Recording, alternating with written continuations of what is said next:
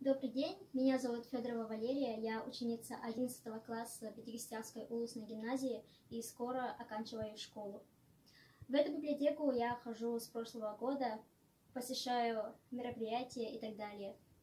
Так как в основном я увлекаюсь русской классической литературой, то я почти в любое время могу прийти сюда и выбрать нужную для себя книгу. В этом, конечно, мне помогают.